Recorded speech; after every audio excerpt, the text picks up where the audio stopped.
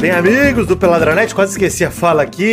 Estamos ao vivo em definitivo para mais um 8 e a Faixa. Eu sou o Príncipe Vidani e a gente vai falar hoje aqui sobre a história sendo feita no futebol feminino. Lembrando a você que esse episódio é disponível em vídeo no Spotify, se você quiser assistir.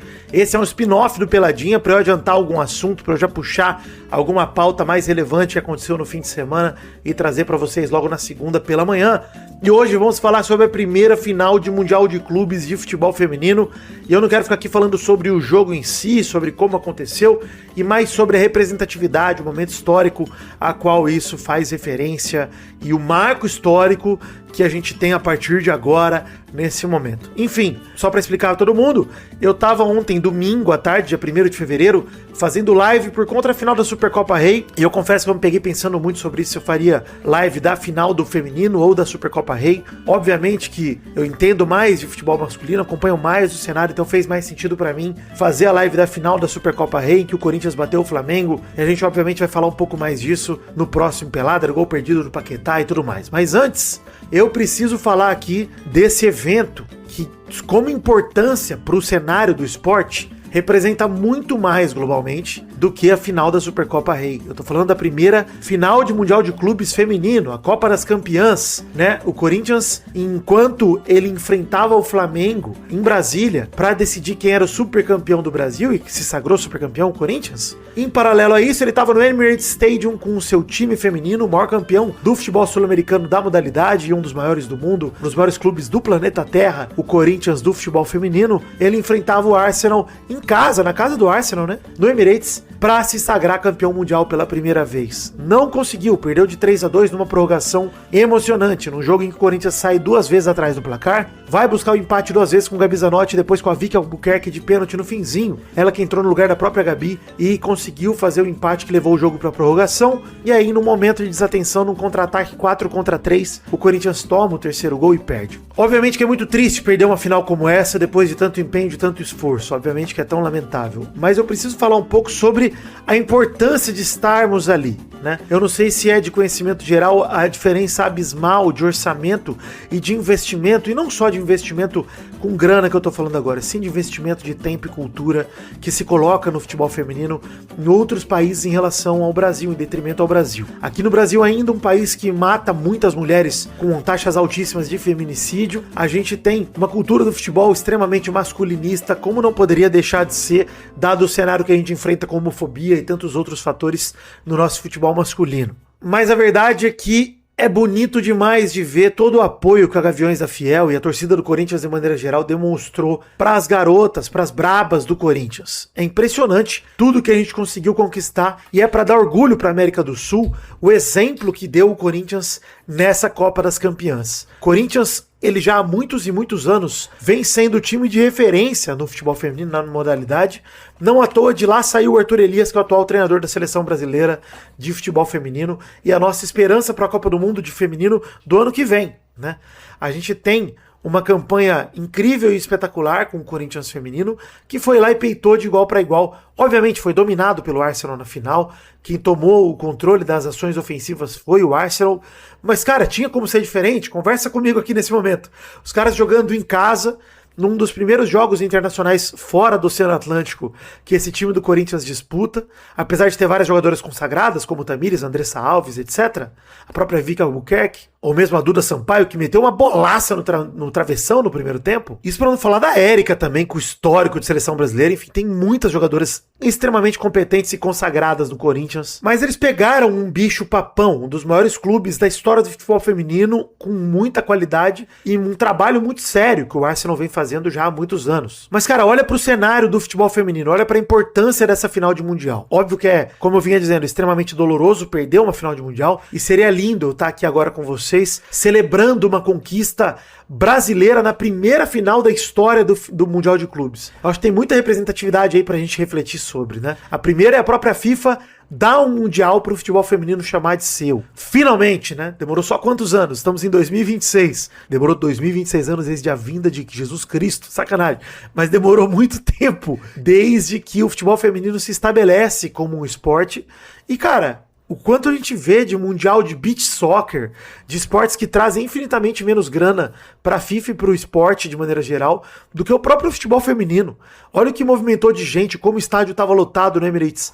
Então, assim, foi um evento muito bonito, um evento muito importante, e foi muito legal ter o Corinthians presente ali, não só como decoração, mas sim como um potencial candidato ao título sério, real, que apavorou o Arsenal até a prorrogação. Corinthians fez história ainda que com a derrota. E eu lamento que tenha sido com a derrota.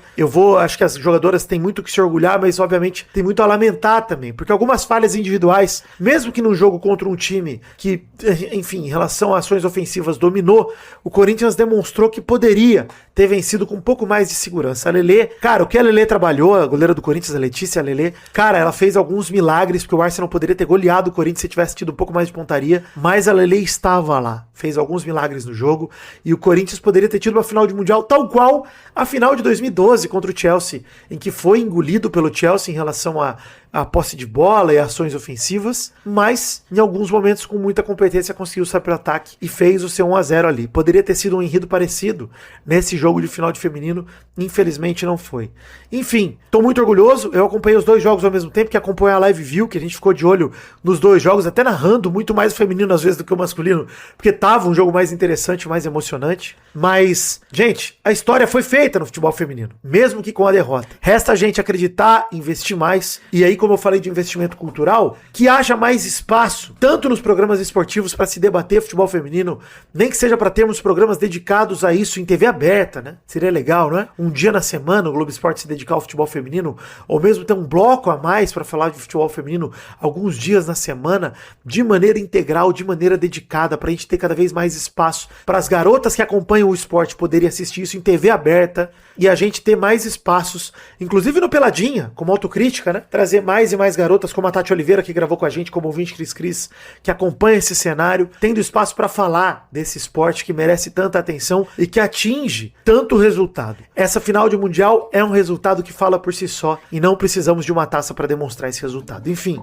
seria legal, seria muito foda, seria histórico, mas já foi histórico da maneira que foi. E você, o que é que você acha disso tudo? Você acompanhou essa final, também tá lamentando como eu? Tô aqui num clima tanto pra cima, porque eu tô real triste, lamentando por, enfim, não é meu time, o Corinthians, obviamente, vocês sabem disso, mas ontem eu me senti assistindo um jogo da seleção brasileira, que infelizmente teve um desfecho até um tanto comum pra seleção brasileira nos últimos anos de Copa do Mundo e tudo mais, né, da gente acostumar com derrotas, mas foi uma derrota que o Corinthians vendeu muito caro pro Arsenal, que é um dos maiores times da história da modalidade. Então,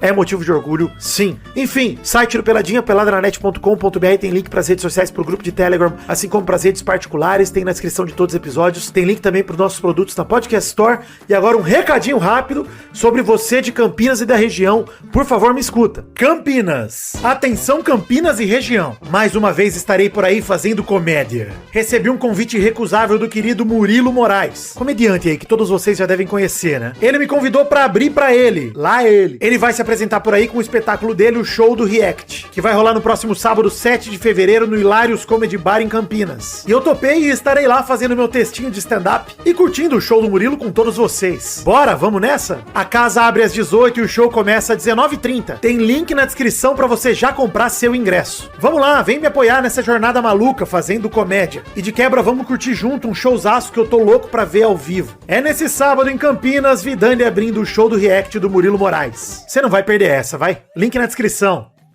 Voltando para falar do Originais do Fute, produtos originais tanto novos quanto usados, material de época desde anos 90, 2000 até os dias atuais, mais de 3.000 peças diferentes no catálogo, algumas camisas têm só uma última unidade, então literalmente quem comprar primeiro leva. Loja física em São Paulo, na Rua Desembargador do Vale 1060, ali em Perdizes. Site todo até 6 vezes sem juros, originaisdofute.com. Sigam o perfil deles no Instagram, @originaisdofute_. Novidades diárias, sempre tudo aparece lá primeiro. Grupo VIP do Instagram, link na bio deles, cupom PELADA10 com 10% de desconto. Se você for em loja física, fala lá com os caras no balcão que você é ouvinte do Peladinha, que rola desconto ao vivo também. Financiamento coletivo, apoie no Apoia-se, no Patreon ou na chave Pix, podcast@peladranet.com.br. Lembrando que temos gravado com o ouvinte Cris praticamente toda semana, então venha gravar com a gente. É só você colaborar com a quantia adequada lá no Apoia-se, no Patreon ou na chave Pix, que você grava com a gente o programa inteirinho do Peladinha. E é isso, gente. Obrigado pela atenção. Não se esqueça de avaliar o programa no Spotify com 5 estrelinhas, se inscrever aí, segue o programa também no Spotify se você puder, em todo agregador de podcast. E me diga o que você tá achando disso tudo na área de comentários desse episódio. Beijo e um queijo, fiquem com Deus e até a semana que vem para mais um 8 e a Faixa, mas até a próxima quinta para mais um Peladinho. Valeu, bem-vindos a fevereiro, hein? Alegria!